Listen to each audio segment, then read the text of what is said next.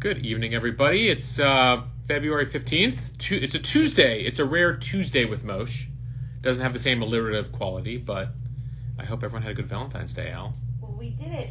Actually, we would be okay doing this on a Monday, but for a Valentine's Day, but we knew a lot of you would be out and about. Yeah, you'd be out and about. Celebrating the holiday. Mm-hmm. Recovering from Super Bowl Sunday. But we had a lovely little evening here. Alex surprised me with, wait for it, this is a rare Valentine's Day gift. Turned around last night after dinner, had a nice little dinner in, and she's making Rice Krispie treats, which happen to be one of my favorite desserts. Well, the funny part, though, was when you turned around, you said, I have not been this surprised. Since our first look at our wedding. Since our first look at the wedding, which I found hysterical. Oh, yeah. Alex Shapiro says hello. Hey, Alex, how are you? I hope you guys are all good in Queens. Yeah, they moved into a beautiful apartment. Yeah. Speaking of, S. Miller asked, is this a permanent move? We are officially back in New York, so this fireplace is here just for this week. We don't have a fireplace in our new place. We're in Vermont right now. We're moving into our place in Brooklyn this week. Our nomadic 2-month-plus adventure is over. Comes to an end. So we're back in New York this weekend. So if you see someone who looks like one of us, say hi.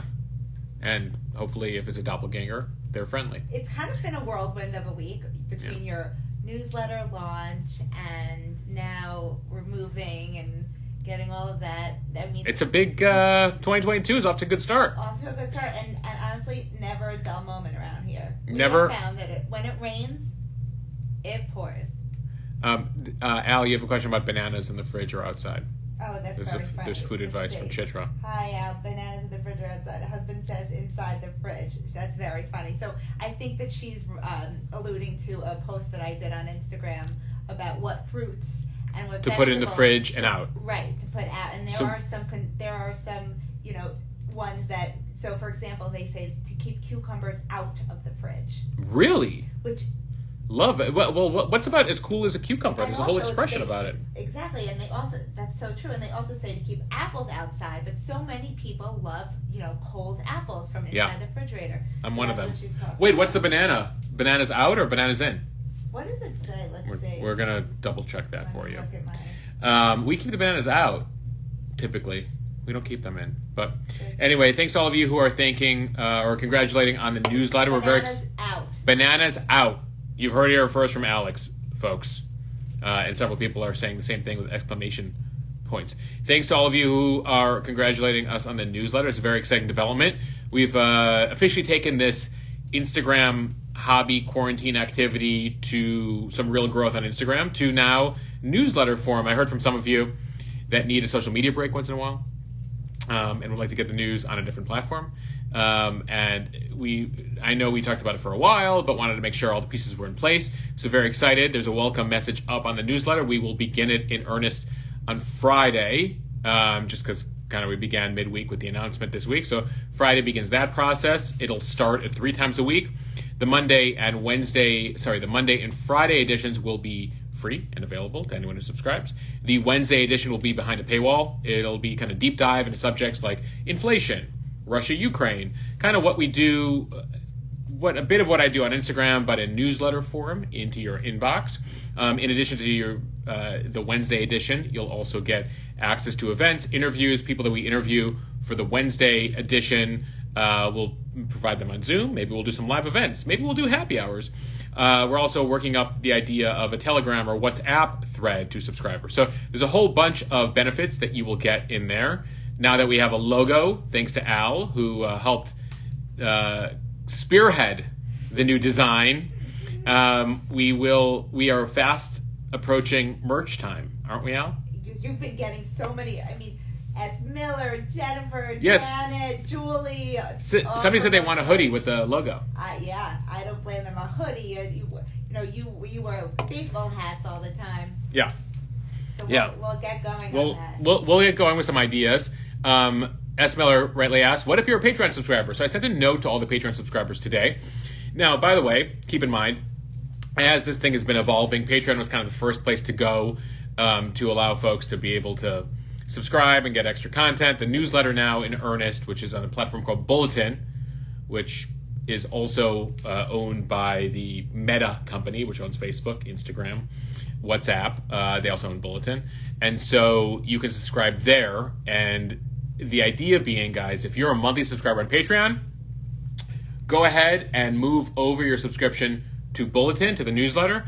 There'll be a new clearinghouse. If you're an annual subscriber on Patreon, first of all, I was trying to get the two companies to talk to each other, be able to fold in existing Patreon subscribers to Bulletin. It does not look like we can do that immediately. And so in the interim, if you're a monthly Patreon, you can make your way over to Bulletin. If you're an annual, I will ensure that you will have access to all of the content, the newsletters, etc., even if I have to manually forward it to you myself, which I might have to do given all the gymnastics between the companies.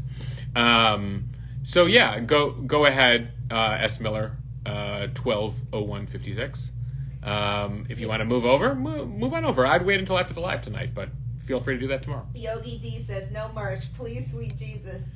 Yogi D, I will do tuning forks with my logo on it.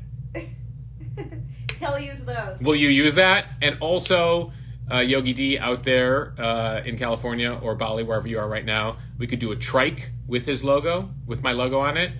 You know, the type of merch that you might be into, a yoga mat. Yeah. I don't know. Alex has some ideas on, should we design a yoga mat, Al? Find your zen. Find your zen with the news. Find your news zen. So, S. Miller says, move it now, I guess, from Patreon. Yeah, so feel free to do that if you're monthly, if you're annual. I will make sure. Frankly, I will ensure that if you're on Patreon and you're not quite ready to, and I know this is annoying, guys, moving platforms, but that's the idea as we, kind of develop here. Somebody says, by the way, face mask merch, please. Yeah, I'm getting that. Should we make some Mo News N95s for everybody? Oh my God. Hopefully by the time we make merch, I don't know. I mean, aren't there people, there've been, and you'll address this, but a lot of mask mandates have started to be lifted. Yeah. I'm just taking more questions here. Yep. Will your emails, so one of the questions is, will your emails include links to articles for further reading? That is going to be a priority. The idea being that we will, Monday edition, we'll kind of set up the week, big things to watch out for, a deep dive to anything that happened over the weekend. Like if we were live yesterday, I would have, done a take on Super Bowl ads and where's Russia, Ukraine, etc. Links to further reading. Friday in particular will be a place where, in addition to the news, we'll give you deep reads, that, you can get into over the weekend. I often save longer articles to read over the weekend, shows that we're streaming, recipes that Alex is cooking up, a whole variety from A to Z. Things to do, things to watch, things to read, etc. And I saw there was a question about cost. The newsletter subscription, the Wednesday plus all those other benefits will be $9.99 a month, but you will save 15% if you buy the annual subscription, which is $99.99. And so rest assured, you will continue to receive added benefits there. There might be a merch benefit in there. We'll see, depending on how we do. I know S. Miller won't be happy about this, but Anti-Squad says, can Al be a contributing writer? We love her tips.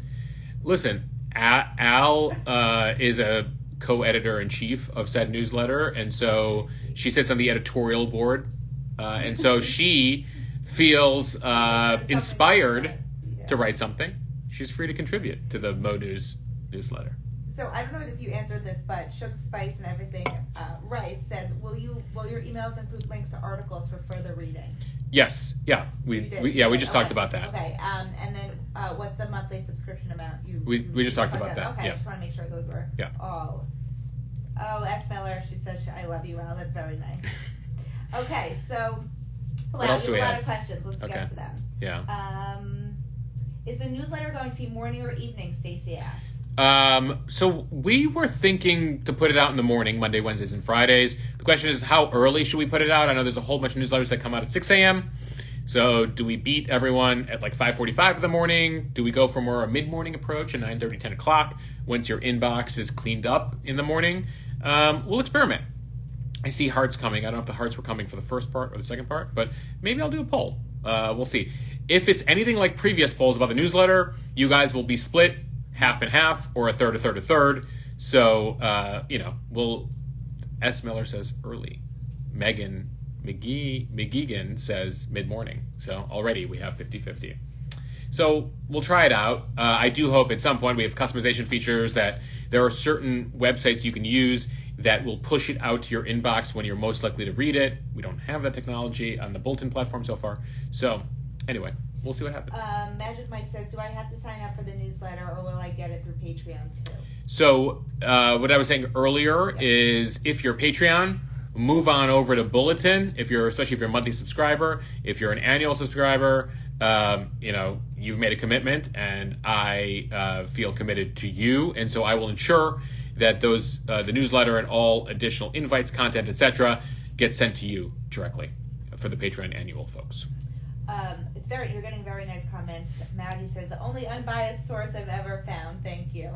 Oh, well, I try my best. No one is without bias, by the way. I even have my own biases. But at the same time, I will say, I try my best to provide a variety of perspectives. And we have a few topics along those lines tonight, including a bunch of you asked about the Durham investigation, which some conservative folks especially have been critical of the mainstream media for not reporting on as much. So I'll try to break that down for you tonight. What we know, what we don't know, what's being mischaracterized, not surprisingly, given the politics of it. And those are among the issues we'll talk about tonight. Any other questions here? I see Christina Ashley asked, will IG stories continue? Yeah. Yes, they will. That is the core of what we do. IG stories will continue. I will say this. We'll try to balance the IG stories, the newsletter. By the way, Instagram is experimenting with a paywall on Instagram for access to certain content. And again, this is a hobby that we're trying to make a full-time job here. And so that's something we might experiment with if they decide to roll that out. But no matter what, I'm committed, especially since we've grown together here on Instagram, to continuing to put out Instagram stories, Instagram posts, and break things down as it happens. The newsletter will be more of a deep dive, and for those who don't want to have to click and hold, screenshot, etc., though some of you are totally cool doing that, and some of you are like, I would love a break from Instagram, but I still want to get the news. And Style Steam says, do a podcast, even a couple a month on certain deep dive topics could be great. So that's something that you're going to do for the newsletter, I believe. Yeah, so one of the things we wanted to get launched here was the newsletter. Next up is podcast form. One of the things we'll be doing for the newsletter is interviews and kind of deep dives on subjects. Ideally, we can take that to audio form, but I also want to continue to feed the Instagram beast. Then we have the newsletter situation. We got some other exciting things that we might be able to announce soon too, but among them, yes, podcast, next platform. You're after a busy man, Mo. We're staying busy. Alex is staying busy as well. We're so busy, but it's so good. It's good. It's good. It's fun. Busy. Let's just, for 2 seconds before you start talking about the news, just say really how far. I just want to give you the credit that you deserve. You have spent every single day for 2 years straight. Yeah, this week marks 2 years. 2 years of this. Building this, building your brand and really doing what you love every day. And you didn't know that this was possible. No. I could cry. But I'm You're just so sweet. proud of you. Hi, I love you. And how many lives you affect every day, and you've made so many people smarter and more informed, and like you like to say, the middle at the table. And you're just doing what you love every day, and I hope that everybody knows that they can do this too. When you're in flow, you are in flow doing this. You are completely in flow. You are at your happiest when you do this, and the fact that you can do this now as your job and as your wife, it's the greatest thing to see. I love you very much, and none of this would be possible without you. Being there along the way, being inspirational, being motivational, anyway, I'm very grateful to Alex for being there, and to all of you. And so thank you. Wow, it's hard to follow that, Al, but thank you. Thank you for let's go that. to the news now. Now to the news. There was a question here. Oh, Jenna Gibson's on tonight. Jenna Witt. Jenna Gibson from the Carolinas. Thank you. Jenna's been a loyal Patreon subscriber for a long time. Everyone was very... We got to get Alex on camera. That would have been really nice. Oh my God! You don't want to see your we gotta hear some Kleenex, Al. Here's some Kleenex. S. Miller says, "Here's what I tell my friends. Mo tells you what happened, and you decide what to think." There you go. Though once in a while, I tell you what I think, especially when it's like ridiculous. All right, so let's talk about a few things tonight. We have Super Bowl fallout ad. We got some interesting details on Coinbase. That big ad, one of the cheapest ad to produce, but the most impact. We'll talk a little Russia, Ukraine. We'll talk a little inflation. We'll talk Olympics, including the Russian figure skater who's competing tonight. No spoilers. And how she happens to be on 3 heart medications, including accidentally her grandfather's. We'll get into that in a second. The Durham Report, the investigation into the Clinton-Trump situation 2016. And we'll talk a little bit about our friends up in Canada with the truckers. And those are the topics we got right now. We'll see what else you have questions on. And just a reminder, if you want to get the newsletter that we've been talking about tonight, some people have been asking about that, head over to my main Instagram page, a link on bottom. There's a link tree to subscribe to the newsletter. You click, 2 clicks, you're in. You can also go to bulletin.com. And Alex will put the link up. It's Mo News on Bulletin. But I will continue to promote it over the course of the next few days and weeks ahead. All right. So real briefly on the Super Bowl, interesting number that came out. I imagine most of you watched, or at least watched for the commercials, or at least watched for the halftime show. 112 million Americans watched Super Bowl, meaning 1 in 3 Americans. It was the highest rated in 7 years since the 2015 Super Bowl. Most people, when I put those ratings numbers up, were like, it had to be the halftime show. It had to be the halftime show. It had to be the halftime show. It's also a pretty good game, right? We didn't know who was going to win till the last minute. Slow at times, etc. McGraw is on, and per usual is asking what we're drinking tonight. We're drinking Down East Craft Cider. They're not paying me anything. If you're Down East Craft Cider, I'd like you to subscribe to my newsletter or sponsor the newsletter. If you know anyone who works at Down East, or frankly, any cider company, I like many of them. Any beverage company. Offline conversation. I don't know, Al, you're not a big Gatorade fan. What if Gatorade was to sponsor this Instagram feed? You need to have an offline conversation with Jordan McGraw about finding a sponsor for your drink of choice on Monday night. Yeah, right? McGraw, does your band want to sponsor us? Does your father want to sponsor us? He has links to some people out there in Hollywood. All right. So commercials, they cost between $6.5 million to $7 million for 30 seconds. GM brought back Dr. Evil in The Sopranos. BMW had Schwarzenegger and Salma Hayek in their ads. Basically the themes of the night were crypto, electric vehicles. Cheapest ad was the Coinbase QR Code ad, where it was like very much like a game of Pong or like a 1995 screensaver of like a QR code going around the screen. And Alex, do you have some numbers on that? Well, it crashed. It completely crashed. It crashed Coinbase briefly. Yep. Yeah. It went, so the app in the App Store went from 186 to number 2. The Coinbase app went from 186 to 2. To number 2. Yeah. And that's, that was the winner to me. Was that the winner to you? Even with the crash, they claim they got 20 million people in. It went, even with the crash, they got to number 2 in the App Store. So I think, as far as production quality, as far as the most memorable ad, I think it's that. And by the way, like, it did show like how gullible we all are. Like, if you're a foreign government or the KGB or the Chinese or something, like, you throw me a QR code on the TV screen and commercial, I was like, maybe I should scan this. I want to see what this is.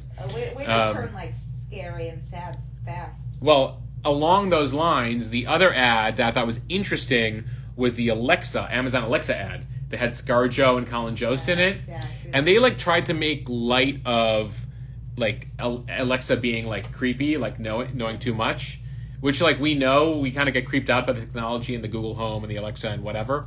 And we're like, no, it's like a fun thing. So anyway, that was interesting, memorable. The McConaughey Salesforce ad didn't do anything for me. Though, interestingly, USA Today ran a meter where watchers, average Americans, watched all the ads, and they rated them. And the number one ad, according to the USA Today meter, was the Anna Kendrick Rocket Mortgage ad. Interestingly, with the Barbies. Anyway, so those are the headlines there. And, of course, it was the halftime show. Mark asked, what was your take on the commercial with the kids pretending to be drinking? Do you remember that? I don't remember that commercial. I might have gotten up to get another Down East cider during the game. I tried. It's hard to watch the Super Bowl if you're like into the game and then you're also watching the ads. Like, when do you take a break? Plus, you don't want to pause because you want to be live on Twitter, watching the tweets. You were posting on Instagram. So I was trying to post, it probably came up at while I a was point posting. where you were posting on Instagram. That's a good point. The Uber Eats ad with Cousin Greg from Succession and Gwyneth Paltrow trying to eat her candle. Says Larry David was funny too. The Larry David, which was another crypto ad, I thought was really well done. I liked that ad. In fact, I meant to post about it or whatever.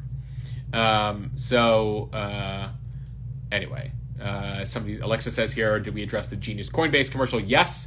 It looks like that was the most successful of the ads. Now, we don't know success because, now I don't know how many Americans have been inspired to buy an electric car based on those ads last night. Though that'll be interesting. I did post earlier today that a whole bunch of dealerships are charging above MSRP right now, which is typically you get below MSRP, but because of the lack of cars available, dealers are going above that. That's a fight between the car companies and the dealerships. The dealers are like, we can't sell as many cars because we don't have as many cars because you haven't delivered as many, so we got to sell them above MSRP. And I got notes from a bunch of you, including some people who work with car dealerships, who are like, let me explain to you why we're doing this. And then some people were like, I'm going to be loyal to the car dealership that doesn't charge me above MSRP. So, interesting situation, especially if you're looking for a car this year. All right, so that's Super Bowl. Let's get to the much more serious situation, which is the situation in Ukraine. By the way, Al, you have a suggestion here. Do you see this? Read it. Al, you need to do an advice column or a weekly recipe in the newsletter. Al has many pitches for the newsletter. Actually, we have many pitches for her for the newsletter. And so we'll see what Al comes up with. Al's Corner. Okay. Oh, that's cute. Al's Corner. Al's Corner. She's got a corner, and she can do with it what she wants. Yeah. Okay, so Ukraine, this is the situation. It's very interesting because the U.S. approach on Ukraine has been very unique. And by that I mean we've been hyper-aggressive in being like, the Russians are going to attack. The Russians are going to attack. The Russians are declaring war. Like, we've been trying to scare the hell out of everybody, and we're trying to call out. The Russians are going to try to do this. The Russians are trying to cyber hack. Now, all of these could be true. Some of these could be true. Some of these could just be things that the CIA and the intel community are picking up, and they're like, there's a 20% chance this is true, and you're like, go with it. Publicize it. So they've gone with this whole approach where they're like, the Russians are going to attack, the Russians are going to attack. And by the way, the Russians have 140,000 soldiers on the Ukrainian border, which is not typical. So the U.S. has gone with this approach, and today, and for the most part, for the past 2 weeks, Putin's like, yo, chill. What are you, why are you guys thinking there's a war? I don't want war. I'm just doing military exercises with 150,000 of my troops. But I'm not going to war. You guys are crazy. Why would I go to war? Even though I have all these troops here. So Putin's chill, chill, chill. The U.S. is very much oh my God, he might attack. And he shouldn't attack other stuff. And we're going to send troops, etc. And that's what's been going on. And to a certain extent today, you saw that theme continue. Today, Putin actually said, yo, I'm removing some of the troops from the border. The British, the Americans are and the Ukrainians are we don't see evidence of that yet, but that'd be nice if true. So Biden at the White House today was all, you're not the citizens of Russia, you're not our enemy, but you shouldn't have war in the Ukraine. Also, America, we will not put American soldiers in the Ukraine, but we will put them in Europe in case Putin wants to attack Ukraine and then attack other countries, because Ukraine obviously borders a number of European countries. And you saw Putin at his very long table, because Putin loves this long, ornate table. Everything is larger, grand in the Kremlin. He had a meeting with the German Chancellor, Olaf Scholz, who happened to be at the White House last week. And he's yeah, I'm moving troops. I don't know what the big deal is. Yo, I don't need war. Like, I'm not going to war. Like, I don't know why everybody's talking about war, even though I have all these troops here. So that's the situation. The U.S., among other things, said the war might start on Wednesday. That would be tomorrow, and in fact is already Wednesday over there right now. So we'll see what happens. At the end of the day, it remains to be seen. Hopefully in the next 48 hours we see evidence. Now, it'll be very interesting to see how Putin tries to claim victory here.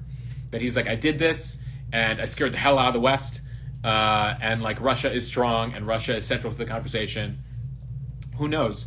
But he certainly did trigger a huge reaction. It's a reaction that the Chinese are watching, because the Chinese, guess what? They have their own version of Ukraine, if you will. They have Taiwan. They want Taiwan back to be part of China. And so, depending on how Putin played this and how the West reacted, China's closely watching how we reacted, and I think that does play a role in why the White House and the U.S. has been as vocal as it's been, because they want both the Russians and maybe the Chinese to know, we don't mess around with this stuff, and we're going to loudly oppose a country going all, old school 20th century and invading another country. Yeah. What do we got? Any questions? Oh, Nora Flynn just started watching. Hi, Nora. Hi, Nora.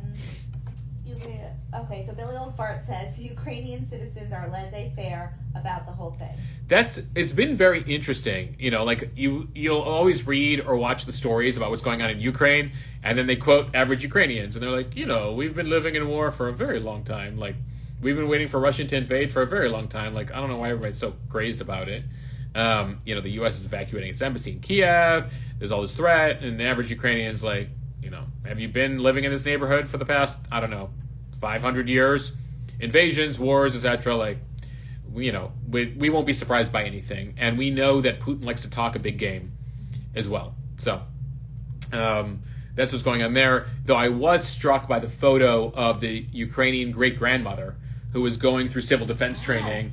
And there's a backstory to her, and I want to post about her later tonight. You want to say it briefly now, or you want to? I saved it, and saved I got it straight to my Okay. newsletters up today, and I need to go back at it. So. Okay. Oh, I wish you could bring it up behind you right now. Like you bring. Oh, the picture of her? Yeah. Okay. Is there anything else on that subject that you want to address? No, Okay. I think basically it's continued to be wait and see, but there is a good, well, I wouldn't say good, but there's a potential likelihood that we're going to start to see de-escalation over the course of the next couple of days. We'll see. All right. Wait, Michelle just said, what? Today is Tuesday, right? Yes, Michelle, we went live today because yesterday was Valentine's Day. We didn't want We wanted to give you your time. Correct. For romance. Exactly. And also we have the newsletter announcement today, so that would be a nice touch. And we'll talk about the newsletter again at the end. We talked about it at the beginning. Melissa says she came in late. She goes, I'm sorry I'm late, but love the logo and congratulations on the newsletter. Thank you. On it all, we've professionalized a little bit in the past 24 hours, and we got the newsletter, we got the logo happening. So exciting. And we look forward to your feedback on all of it. Thank you to everyone who's buying badges. Norma Yep. T, Mark Boris. Who else do we got here? Regan. KT Parsons. Yeah, Regan D. Oh, hi, Regan. Okay, what did Regan say? So, question. Do you want to read your question? I wonder if that's similar to living here on the border. It's not as scary, cartel, migrant, etc. all the time the way the media would portray, or the way some people think it is. Yeah, it's always scarier if you're not familiar with the terrain, right? You're like, whoa. But at the same time, like the Ukrainians, it's a different culture situation over there where they're just like, they're like, well, we were occupied by the Russians and the Polish and a whole bunch of places for like several hundred years, and we've had independence for like, I don't know, almost 30 years now. So we're not surprised. And by the way, do you know the time that Russia took like part of our land, Crimea, like 8 years ago? Okay, so, if it happens, it happens. We feel we have good defenses, etc. So that's the situation in Ukraine right now, and we'll stay up to date on that front.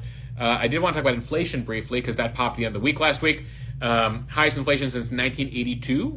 I know that year well because I was born in 1982. Well, I don't remember 1982, but I was born then. So it's 40 years. Mm-hmm. Highest inflation in 40 years. And, we're basically caught in a loop here because you play this game in the government and in the Federal Reserve, where you want the economy to grow quickly, but you don't want inflation, and you want to slow down inflation, but you don't want to cause recession. So you live in the middle between recession and inflation. And you kind of want to be closer to inflation than recession. And by the way, inflation will happen annually. There's always a natural amount of a 2% annual inflation. Prices go up over time. But of course, so much money was put in the economy between you had the initial stimulus plan in March 2020. You had the one just as Trump was leaving, and then you had the Biden one. So you had two under Trump, one under Biden. Basically, collectively, $6 trillion was put into the economy. Now, the reason there was we were trying to prevent recession, right? You're living here, and you're like, oh my God, we have this collapse after COVID. We got to prevent the worst depression, recession of all time. And then you're like, okay, we got to pump a bunch of money. Oh, great, people have money to spend. Oh, now we're edging towards inflation. And so now you have a few tools at your disposal when it comes to stopping inflation, and the main one belongs to the Federal Reserve, which handles interest rates. And when they raise interest rates, that means it's harder, you're less likely to go get a loan, which means less money comes in the economy, which means there's less money to spend in the economy, which means prices won't go up. So there's a whole direct relationship between all these things. And what the Fed can do is they can raise interest rates, but you don't raise interest rates too quickly. Otherwise, you'll collapse the economy and you go into recession or depression. So they have to play this game, basically. And beyond that, one of the things that the White House has brought up here is that Biden says he's trying to fix the supply chain, because one of the reasons we have inflation is because people had all this money and then they could buy all this stuff, but because of the supply chain, there wasn't as much stuff available for them to buy. So if you had a store or you had an item, you're like, oh, I can raise the price because instead of having 100 of these things, I have 5 of these things and I still have 100 customers. So, hey, 100 customers, I'm going to raise the price to this. You still going to pay it? You still going to pay it? And thereby you have inflation. Now, certain things when it comes to inflation aren't going to come back. Like I would be skeptical if rent prices collapse. I'd be skeptical if car prices collapse. Certain things will go up over time and they'll try to keep a certain threshold. But of course, car prices will come down because this is crazy. Year over year, January 2021 over January 2022, the price of used cars is up 40%, gas is up 40%, rental cars 30%, hotels 20%, furniture 20%, bacon 18%, steak 17%, and peanut butter 15%. I could keep going. Fish 13%, pork 14%, eggs 13%, chicken 10%, oranges 10%. All right. So that is what you've seen, just how much the prices increased year over year and the tools the government has. And so ultimately what you're seeing is they're going to raise interest rates. They're going to try to not raise them too quickly, not to spook the markets. But given where inflation's at, wouldn't be surprised to see a few interest rate hikes over the course of the next couple months. Ultimately, inflation hopefully will slow down by, the back half of the year, September, the fall. But expect prices to continue to increase over the next few months. It is insane. Because we're still waiting for things to catch up for all the money that was put into circulation. To prevent the COVID depression collapse. Haven't you found that things like, for example, like meat and, it's just... Yeah, we just went through it. Bacon 18%, steak 17%. Yeah. I didn't see chicken. Oh, chicken 10%. Yeah, it makes such a difference. Oh, so someone asked why Madeline says, love your logo. Why are news logos primarily blue? And I said, he just happens to like the color I really like blue. Yeah. But we thought purple too because it's a mix of red and blue because Mosh is not biased. We thought of that, but at the end of the day, your boy just likes blues. Yeah, I like blue. It's not a political thing, which you guys should know by now. Melissa said blue is a pleasant color to look at. Yeah, so anyway, we'll create a red logo for everybody too. Anyway, what else we got? Someone asked, Rafferty Elizabeth asked, what's going to happen with avocados? So what's really interesting is the region of Mexico, where we get a lot of our avocados, is also one of the most unstable regions of Mexico. It's controlled by the cartels. And so the U.S., to deal with the fact that it's complete chaos down there, has cut off. And it was interesting because the avocado ad aired during the Super Bowl. And the U.S. is Mexico, get your act together down there in that province, or we will stop buying avocados from there. So, by the way, avocado prices, which have skyrocketed, will probably go up even further because the biggest area of Mexico that grows avocados right now we're not buying from because of how unstable, unsecure, and violent it is. So that is part of the challenge there. So that's it with avocados. Want to talk Olympics real quickly? Sure. So anyone who's watching us tonight is not watching the Olympics, and that's not surprising because the Olympic ratings are down 50% over the last Winter Games. I heard from many of you on the reasons why. Ultimately, it has to do with some people aren't happy, and rightfully, with the Chinese government and their policies, including the genocide of the Uyghurs, censorship, the loss of democracy in Hong Kong, and those various policies. Some people are just like, I'm not that interested. Some people are like, I already know the results because China's 12 hours ahead of us. Some people aren't into the whole like watching television where ultimately there are no fans in the stands. It's kind of a bizarre dystopian Olympics because it's still, hyper COVID awareness over there. Either way, the big story we're watching is the Russian figure skater, Valleva, the 15-year-old. She is skating tonight. She finished in first last night in the short program. She did the quad, which is, you always have the triples, and she did the first quad among female figure skaters. And the big issue is that she tested positive for a banned substance back in December. The Russians sort of dismissed this and allowed her to move on to the Olympics. Remember, Russia's not competing as Russia. They're competing as the Russian Olympic Committee because they already had a doping scandal and they were banned from competing as Russia. So all athletes who did not dope were allowed to join the Russian Olympic Committee, not Russia, without the Russian flag, but a uniform that sort of looks like the Russian flag. Anyway, and Putin still came, and we went through all that last week. But Valleva tested positive. Ultimately, there was a hearing on this over the weekend, and they determined that she can still compete because the thing is still under investigation, and of particular interest was the fact that she's a minor. She's 15 years old, and so they felt that they couldn't ban her rightfully. What's weird about the whole thing is that if she medals, and it's likely that based on her performance so far that she will medal, that they won't have a medal ceremony because they don't want to give her the whole medal ceremony if it turns out that they end up taking the medal away from her. That also means that the two other folks who would medal with her won't get their ceremony. And so some people find that upsetting. The weird thing about Valleva is she claims that the substance she tested positive for, which is a heart medication, which does have the impact of allowing more blood to pump to your heart, which as an athlete would be beneficial. She claims it was her grandfather's, and she accidentally took her grandfather's or was contaminated with her grandfather's medication. Her grandfather lives with her. I don't know about you, but I don't typically share containers of prescriptions with anybody. But that was her claim. The New York Times tonight, though, adds that she also tested positive for 2 other heart medications. So she's now taking 3 heart meds. 2 are allowed. 1 is not allowed. They all have similar effects in terms of allowing more blood to pump to the arteries. Anyway, that's the claim. It's a little odd, but that's what we know. And so there's the program, the free skate is tonight. Angela says, that's some BS compared to the woman last summer getting kicked out for weed. So I think you're referring to Sha'Carri Richardson, the American competitor who smoked weed after a loss in her family to help get over it. But by the way, marijuana also a banned substance. And so the U.S. and the International Olympic Committee were like, you can't compete. You smoked a banned substance. Obviously, not sure weed helps you in racing, but in running, typically. But no matter what, it's a banned substance. And her argument is, well, why Valleva took a banned substance? Now, in this case, again, they stress that Valleva is 15 years old. They're still investigating the whole situation.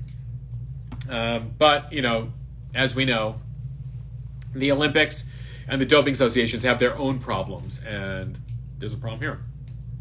And there's certainly questions to be asked about why it is that she's being allowed to compete, how convincing the Russians were in their arguments. The whole thing is they need to have standard operating procedures, and it seems like each time they're kind of winging it on each of these things. Laura Laser says that medicine makes it so you don't get nervous in a crowd. It slows your heart rate. A lot of actors and public speakers use it. So, yeah, I mean, at the end of the day, what the intended effect is versus its actual impact on a 15-year-old who's figure skating is unclear. What is clear that the World Doping Association, if you go to their website, there's a list of like a couple hundred substances you are banned from taking, and it's on that list. And as an athlete who wants to win a gold medal, the first thing you should know is, what am I banned from taking so I can win that gold medal? It's pretty simple. Magic Mike says, it's not a surprise anymore. Magic Mike says, that's bullshit. If she's old enough to be in the Olympics and can take stuff, she can be kicked out. Yeah, I agree with Magic Mike. The Magic Mike also admits that he just took an edible. I saw. So, but you're making great points on the edible, so power to you, brother. By the way, Mike was asking earlier, I mentioned at the top, we're moving subscribers over to the newsletter on Bulletin. So if you're a monthly on Patreon, head on over to Bulletin. Though I will make sure that if you're an annual on Patreon, you will get all of the paid benefits over on Patreon until you can move over to Bulletin. All right, here is an issue, and it's going to take me a moment to explain it. The Durham Report. Oh, yes. All right. For those of you who are interested in talking about the 2016 presidential election between Hillary Clinton and Donald Trump, stay tuned. I'm going to try to break this down for you. For those of you who are not, go take a break for 5 minutes. Go take an edible, like our friend Magic Mike. Well, tell people what's happening after this, so that they know what's. We'll talk Canadian truckers after this, and we'll take any more questions that folks have. So please keep collecting them. All right. So there is an ongoing investigation into what took place in 2016, and there is a special counsel named John Durham who was appointed by Trump to investigate the FBI probe into Russia and Trump. The accusation from Trump being that the FBI had it out for him and made up connections between him and Russia. Now, it should go without saying, but we'll say it anyway. Multiple investigations have found links to the point where some people were put in jail, including the Mueller report found links between the Trump campaign and Russia. Now, the Trump argument is that some of those links were BS. He uses other terminology. And Trump actually claims that some people should be executed for what was done here. Now, so there were connections, but there were other connections that he claims the Clinton people were pushing and concocting. And the issue that came out over the weekend, so Durham is doing his work. And so far, he's indicted 3 people, pretty low-level folks. And he's doing his work. He's an independent counsel, or special counsel. And he has found that... So even post-Trump leaving. Post-Trump leaving, there's still a special counsel who is looking in, we're in 2022, we're still looking into the 2016 election and what took place in the fall of 2016. And taxpayer dollars paid for this. Yes. Taxpayer dollars, and I think taxpayers have spent $4 or $5 million in this investigation, looking into 2016. So Durham's doing his investigation, and he finds this lawyer named Michael Sussman. And these, a couple of these things were revealed in documents released Friday night, which blew up, and Trump said, proof that the Clinton campaign was spying on me and trying to bring me down. This is what we know about Sussman. So this guy, Michael Sussman, so John Durham is special counsel. Durham's like looking around, he's like trying to find stuff. You know, it's like kind of, whether it was Mueller on Russia, whether it was Ken Starr on Lewinsky, initially Whitewater. In this case, you got Durham, and he's digging around, he's looking for stuff.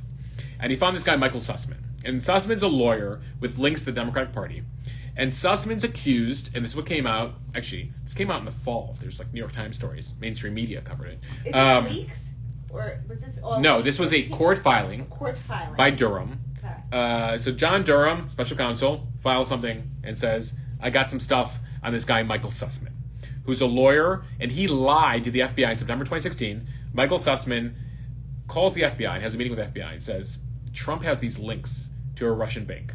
There's a server that they share. Now, it turns out that Sussman's accused of lying because the FBI is like, so Sussman, are you involved in politics in some way? He's like, no, I'm a cyber security lawyer and I know about this Trump-Russia connection. It turns out he lied. He had a connection to the Clinton campaign. So he lied to the FBI about this connection. Now, the filing itself, Friday night, talks about this. Doesn't include that much information. It doesn't include an indictment. It doesn't include new criminal conduct. It just talks about this lying to the FBI. And we already knew that Sussman there was something suspicious about what he was saying. So Sussman lied to the FBI. He's like, there's these crazy connections between Trump and the Russians. FBI investigates, and they're like, there's nothing there. But Sussman lied in talking about it because clearly he had a political agenda. Now, there's no spying here, right? In this case, it's just Sussman throwing stuff out there, hoping the FBI would find some links or thinking that he found some links. Now, the other thing that comes out in terms of Sussman is that in early 2017, so Sussman had it out for Trump. And this lawyer, Sussman, then goes to the CIA in 2017, and he's like, I think that there's some Russian smartphones that are connected to the White House and Trump Tower. Again, they don't find much there. And the person who gave Sussman the information is this other guy named Rodney Jaffe. Now, Rodney is working for a cyber company that's been working and connected to the White House since 2014, since the Obama administration. I know it's getting complicated, guys, but I'm trying to break it down. So ultimately, Sussman, throwing stuff at the FBI, throwing stuff at the CIA. Turns out not much there. The thing he throws at the CIA, he got from this other guy who has a company that does malware analysis for the White House and has been doing it since 2014. And people are like, gotcha! So you have Trump and folks around Trump who are like, see, there was a cyber company that was like delving into the White House and they were trying to hack me. Well, there's no evidence of that at all. There's just evidence that Sussman, the lawyer who had it out for Trump, got information from Rodney from the malware cybersecurity firm, and that's it. I know Heather says you've lost me. I have tried to read like 10 stories on this, and there's a lot of accusations. Basically, all you need to know is this. Trump is saying it's the biggest hacking scandal since history. What we know right now is that a couple folks out there tried to accuse Trump of stuff, and they turned out not to have it, and they misled the FBI and the CIA. In this case, Sussman misled the FBI and CIA of their connections, and actually turned out they're involved in or connected to the Clinton campaign.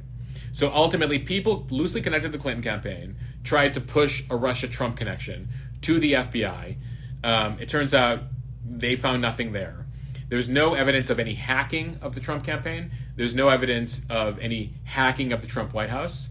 Ultimately, all we have right now is that some folks lied to the government, and they might be indicted for lying to the government, if that makes sense. So people were up to no good, yes.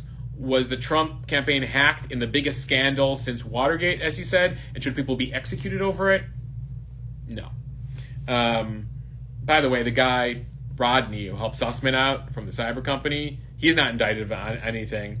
And so basically the biggest allegation is lying to the FBI, not any sort of espionage. So Sussman. This lawyer named Sussman is alleged to have lied to the FBI, trying to dig up dirt and shit on Trump. Trump calls that spying. There's no evidence that was spying. There's evidence that he was just pushing, negative stuff about Trump, which happens in a presidential campaign. Supercalifragilistic says, what are the repercussions? None? So if you're Sussman, you might be indicted. A couple other low-level people have been indicted. It's all lying. I mean, look at the Mueller stuff, too. When it came to Manafort and Roger Stone and the people around Trump, most of it was about lying. It always comes down to lying. Why did Clinton get impeached? Lying, obstruction of justice. So at the end of the day, the biggest crime often ends up being the lie and not the crime and not the action itself. But yeah, we've spent millions of dollars and we're getting to the fact that there were people who didn't like Trump and they talk shit on Trump. And that's what we know, right? And then they lied about why they were talking shit on Trump. Katie Parsons says, wasn't there some document that Sussman provided that showed these Russian DNS connections, but didn't provide to FBI, CIA, how frequently Obama's team had accessed such DNS records? So DNS records are logs of internet traffic. Yep. You don't know the content. It just shows that computer 11777 tried to connect to computer 7777555. Those are DNS records. What it's alleged is that Sussman made available some of those DNS records, but not other DNS records. The issue is that, if you talk to some internet analysts, they could say there's completely benign explanations for why these computers tried to connect to each other, etc., and why they didn't. And was it a Russian trying to hack? Was the Russians trying to hack the White House back in 2014 when Obama was there? Probably. Were they trying to do it while Trump was there? Probably. Ultimately, Sussman seems like a shady character. The fact that but there's no legitimate evidence that he spied on Trump specifically. It's just that he was trying to drudge up dirt on him, if that makes sense. Melissa says she's going to need a flow chart to figure this out. I should try I should try to create a flow chart. I do see somebody says that I am underestimating this. Okay, if I'm underestimating this, you try to explain it in less than a minute on what this is. So far, there's no evidence of a hack into the Trump campaign. And if there was a hack in the Trump campaign, Durham would have exposed at this point. But, it remains to be seen. So far, there's a shady guy who tried to talk some shit on Trump. And he tried to throw some stuff, and he had some records from a guy named Rodney of computers connected. I mean, it's actually much further ahead of what like Giuliani and the Trump lawyer team was trying to allege with the election hack or whatever, which didn't happen. In this case, there was just political operatives trying to drudge up dirt on each other, and you saw that, by the way, with the Trump campaign on Hillary, with their connections to Russia and trying to pull stuff on Hillary. And by the way, remember when Giuliani went to Ukraine to try to get stuff on Hunter Biden and get stuff on the Clinton campaign and get stuff on Joe Biden? So, that's what we're seeing here. And the law firm was tied to the Clinton campaign. Yes. Sussman, it's clear Sussman lied about his connection to the Clinton campaign. But you also have a lot of evidence in campaigns where people do stuff independent of the campaign, and some people do stuff connected to the campaign. Either way, he went to the FBI with stuff that wasn't real. The FBI is like, this ain't real, move on. But then now they're going to get him for lying to the FBI about his connection. Hannah says, I do want to say I really appreciate you digging so far into this to try to explain it to us in a way that makes sense. Yeah, I mean, I'm still trying to make sense of it myself, and then I need to post about it tonight too. I mean, listen, guys, depending on your political beliefs, you're going to believe this is nothing. Depending on your political beliefs, you're going to believe this is everything. This is the worst thing that ever happened. Either way, 6 years ago, a lawyer... anyway, let's move on. Okay, but move on. But I just do want to address one thing in the comments. Yeah. Everybody has their right to their opinion. Yeah. And some people are saying, don't say, I really want this to be a place where everyone addresses their side and their viewpoint, and Mosh just gives out the facts. So, yeah. Like Ash Dukes asked, why do you lie about his connection to the Hillary campaign? Well, clearly he didn't want to look like he had an agenda, and it turns out he did have an agenda. So, why do people lie? Well, he had his own reasons for it. Then you have some people asking me, are you trying to say Hunter did nothing wrong? I'm not getting the whole Hunter Biden thing. Clearly, Hunter is a very complicated individual, disturbed individual, has had a drug addiction. Ultimately, he got paid a lot of money by a Ukrainian company. Whether, they haven't found any connection that inappropriately... he used that connection inappropriately with the White House. It seems like his father has his own concerns about Hunter Biden and doesn't stay that close to him. I mean, stays relatively close to him, but isn't inviting Hunter over to the West Wing in the same way that, I don't know, previous presidents have had certain kids in the Oval Office. But I don't need to go deep into that. There have been multiple investigations into that. And if something turned out to be highly illegal in what Hunter did, you would presume that, I don't know, half of Congress, which is Republicans trying to get Hunter Biden through all the investigations, would have found something by now. You can imagine, by the way, that we're going to hear more about this when Republicans win a majority again in November, and it'll be the next Benghazi, and we'll hear about it. But again, we'll see what happens.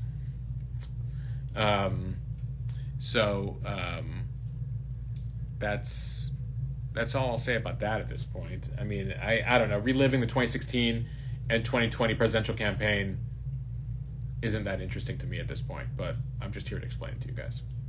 It's crazy that we still have to pay for, Trump on a whim just wanted to do this investigation, right? So he was allowed to just create, is that right? Biden could do the same thing. Do what? Create an investigation. Special counsel? Yeah. You can appoint a special counsel all you want to investigate stuff. I mean, it costs millions of dollars. Clinton did it with Ken Starr. Who has to sign off on that? Who can? The president can appoint a Just the president. Well, the president of the Justice Department can assign a special So counsel. the Justice Department said, okay. Yeah, well, typically you do it with White House approval, right? I mean, Clinton appointed Ken Starr because he thought, that would make that whole situation go away. And turns out Ken Starr was like not going to make it go away, and he began on one issue and eventually got to Monica Lewinsky. But it was initially about a real estate issue in Arkansas, and then 3 years later, millions of dollars later, they find the Monica thing and they decided to go after him on Monica. Mueller had a couple of years to do his investigation. And again, the way that these mandates work are different in each of these cases. In this case, you got Durham, who's just kind of digging around, trying to find stuff in 2016. Magic Mike said they want a special counsel on this, but not on January 6th. Well, January 6th, yeah, that's a whole other thing. Is like, we're going to end up spending millions of dollars on the January 6th investigation. One can argue that, like, we should get to the bottom of how that happened, too, because, like, that nearly overturned an election. So I think in all these cases, it's always important to get to the bottom line. In this case, you have one side downplaying it significantly, one side upplaying it significantly. We'll see what comes of it, but I just wanted to... Melissa said Magic Mike is making solid points on his edible. It's true. I should take an edible next Monday night. Oh, my God. How would that work?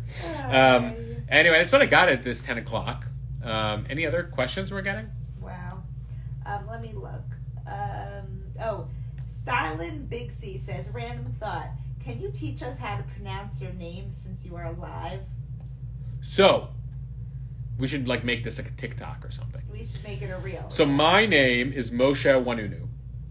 My mom liked to call me Moshe as a child, that's why I have the H at the end of my name. And I went Moshe. And then I just why did you have most people call me Mosh. Why did you change it from Moshe to Moshe? I don't know, I just wanted to go with Moshe in college. I get it. Over Moshe. Okay, and then... But anyone who knows me before 18 called me Moshe. And then I became Moshe. And then we just went with Mosh. Yeah, I think I like Mosh too. Yeah. So, and the last name, despite the 6 vowels, is Wanunu, pronounced Wanunu, like a W-A. And my dad's from Marrakesh, Morocco, where O-I is in French, makes a wa sound, hence the spelling of it. So it's Wanunu with the O-I making a wa sound. And that is your regular pronunciation update, everyone, of my name. And you actually talked about it in your newsletter. I did. It's in the welcome newsletter, so I'll just refer people there at this point. Liz Balcouture asks, accounting firm cutting ties with Trump? What's that about? So there's an accounting firm, and in fact, I was trying to get to that story before tonight, that did work with Trump for a while. They feel... Hold on. I had it pulled up here. I don't like to talk too much about stuff if I haven't totally read into it. But basically, the firm is Mazars USA, and they said they can no longer stand behind his annual statements. Remember, the New York Attorney General is investigating whether Trump lied on his taxes, and ultimately his accounting firm is like, we can't stand by all of his financial statements in court documents. And so this is between 2011 and 2020. So it's a significant development that the accounting firm that handled Trump's taxes is like, yeah, we can't stand by all those documents. What this all means is unclear. Remember, the investigation is civil, not criminal, though there is a separate criminal investigation happening into Trump. And so what comes of all of that will be interesting. Some of these documents are in regards to loans, but you have 2 concurrent investigations. And so we'll see. But typically, if your accountant says, we can't stand by all the stuff and the numbers we put forth while you're being investigated on your taxes, not great, not great. Nora Flynn says, when are we going to get back to the business of the country? They can't keep working to destroy each other. They are handling some business, not as much business as you would hope. But yeah, the parties are more interested in winning. Parties are more interested in keeping power. But to keep power and to convince the people to keep power, that you should be in power, you got to get stuff done. They did handle a huge kind of reorg of the post office last week. It's like, oh, you're taking care of something that's actually important. We'll see what comes of that and whether the post office can get its act in order post that. The Democrats would point to infrastructure. Democrats are still hoping for Build Back Better, but you can think that, especially with inflation as it is, that you're not going to see Build Back Better, which is $2 trillion pumped into the economy at a time where we already have inflation. So Joe Manchin and others are like, basically, yeah, you want to put more money in the economy with inflation as it is? Not happening, Dems. So the Dems are hoping they can run on what they've accomplished so far, and what you might fear as far as their agenda is concerned of what the Republicans may do. So Democrats are like, yeah, we might have accomplished everything, but like, aren't you scared of those guys? And that's ultimately what this campaign in the fall might be about. But the Republicans will point to inflation, gas prices, they're sky high. Democrats, it happened during Democrats, put Republicans in there. And we'll see what happens. And that's my simple breakdown of what you'll see over the course of the next 6 months. So Chele Loop says, when you said not good regarding Trump documents, not good for cases or Trump? I don't think it's great as far as optics for Trump, that the accounting firm says they can't stand by the financial statements. Now, whether that has actual legal implications is unclear at this point. But ultimately, if you're an accounting firm, oftentimes you don't completely stand by everything your client does because you are provided financial information by your client. So any accountant who's on here, or anybody who knows an accountant, like an accountant is only as good as the information you give the accountant. The accountant is not the IRS. The accountant is, you hire the accountant, you're like, file my taxes, and the accountant's like, what did you make this year? And you're like, $7 million. And the accountant's like, okay, show me the evidence of that so I can file for you. So, it's not that shocking, but it's, typically you don't want your accountant coming out there being like, we can't stand by anything, Anyway. Melissa says, but is GOP running on anything? What are they proposing to fix?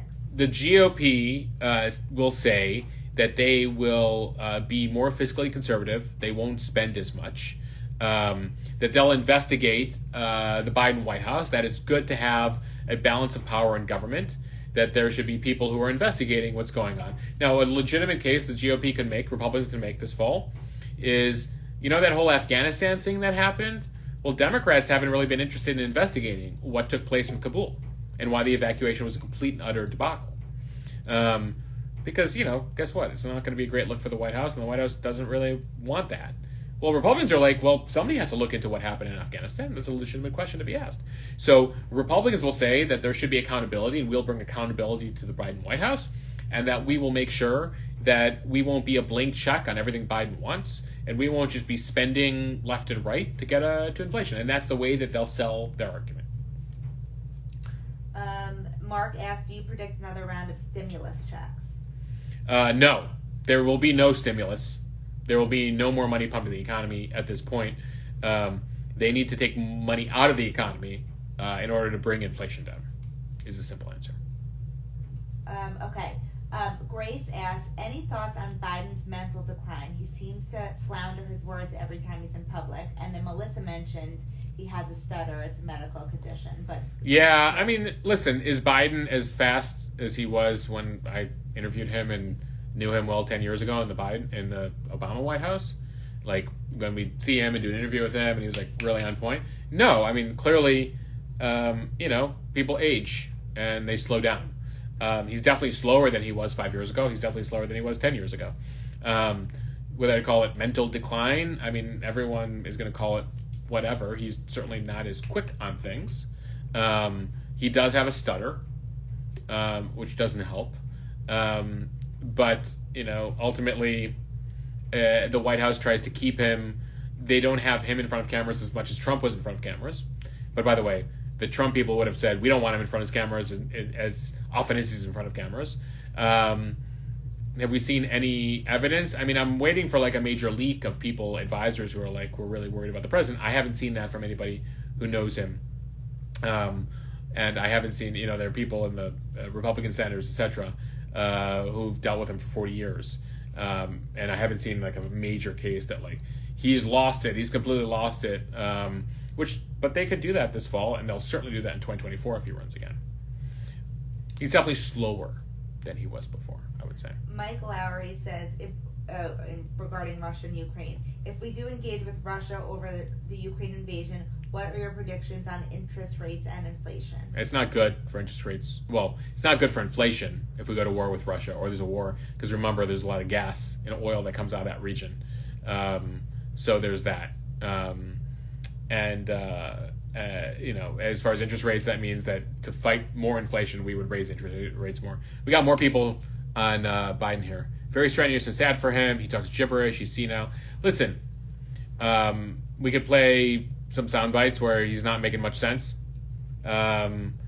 I don't, I don't know if there's a medical diagnosis there, if anyone can do a medical diagnosis by observation. But yeah, he's definitely on the slower side. Oh yeah. So Kate G says anyone that he's 78, guys. Has memory 79 issues. We all forget things as we. Yeah, age. I mean he's 79 years old. Do you know 79-year-olds in your life? I mean, some are really sharp. Some have lost of stuff. Your grandma is very sharp. We should have Alex's grandmother should definitely run the country at 86. She is sharper than me. She's sharper and quicker. She's definitely more. She's much more on point than Biden, I would say. It's unbelievable. It is unbelievable. Yeah. Okay. Merle says, love that Mosh is a Moroccan. Oh. Yeah, we the Wanunas were many centuries in Morocco. My dad left in the 60s. All right. You're getting some questions, but is there any that seem like you want to... No, I mean, I'll respond to Shelley Loop here. These comments on his memory are not made in good faith. I mean, no one here commenting knows Biden personally, unless I'm, surprised there's any West Wing officials here. So you don't know what his memory was like 10 years ago, 20 years ago. He's definitely aged. We're definitely in a situation in this country where McConnell, Grassley, Pelosi, Hoyer, Trump, basically all major leadership, Democrat and Republican, minus Kevin McCarthy, are all in their late 70s or early 80s. So ultimately, we can choose as a country to push forward younger leadership and elect younger leaders if people are generally concerned about memory issues and folks that have relevant experience of the challenges that we're facing. And that's all I'll say about that without having personal knowledge and without being the doctor to any of these individuals. Aaron says, CNN shake-up thoughts. I know you discussed this last week, but is there anything new? Well, what popped just now is that the VP, Alison Gullist, is now leaving CNN. Leaving? Yeah. Yeah. Leaving, not by choice. Just explain that really fast. So eventually, real briefly, Jeff Zucker, the CNN boss, lost his job a couple weeks ago, officially because he did not reveal the relationship he had with another senior staffer, a woman named Alison Gullist, who was effectively his number two. She initially kept her job. She is now leaving CNN. There are questions as to why, beyond not revealing their relationship. They were both divorced and single, but officially, according to CNN HR policy, Warner Media HR policy, they had to reveal their relationship. They didn't. On those grounds, he was told, "You're done, Zucker," even though you've run CNN for 9 years. And some people, a whole bunch of folks inside CNN are not happy with how that went down. So there are questions as to, what's the real story here? Why did she keep her job? Well, now she's gone. She's probably getting some sort of payout to go away. Did it have to do with internal politics? Did it have to do with the fact that ratings were down? Did it have to do with the fact with AT&T just sold off CNN and other parts of Warner Media to Discovery? So there's a whole bunch of things that have come up over the course of the last few months as to why it would make sense for a leadership change or a forced leadership change. And there's an ongoing lawsuit from Chris Cuomo, brother of Andrew, former CNN anchor, who was fired for a couple of reasons in regards to his ethics, in regards to how he treated female subordinates, as well as how he worked with his brother Andrew unethically, according to CNN policies. He is now suing, Cuomo is, CNN, being like, I was not fired, and I wasn't fired in good faith, and I should get all the money that I was owed. Stuff is coming out in those lawsuits. Not all of it is publicly available information. And so, was there stuff in that lawsuit in regards to Zucker, etc.? Yeah, I don't know. KG just said Warner is acquiring Discovery. Are they not? Yeah. So Discovery, we're in the Discovery phase of those legal proceedings, and we'll see what happens there. What else we got? Okay, so I Love the Beach says, this is off topic, but what do you think of the Bob Saget autopsy results? It's really, bizarre, the Bob Saget thing. That he had a cracked skull to the point where some doctors are like, the only way you get that skull is a massive hard fall because he had some cracks in the front of his skull, or like a baseball bat to the head. Now, the fact that he had such a significant head injury and then went to bed, effectively, never to wake up, I mean, they say there's no evidence. The cops who checked out the scene initially said there's no evidence of any sort of foul play. That ultimately Bob just hit his head really hard and didn't know how hard he hit his head, and then blood entered his brain, and then he died.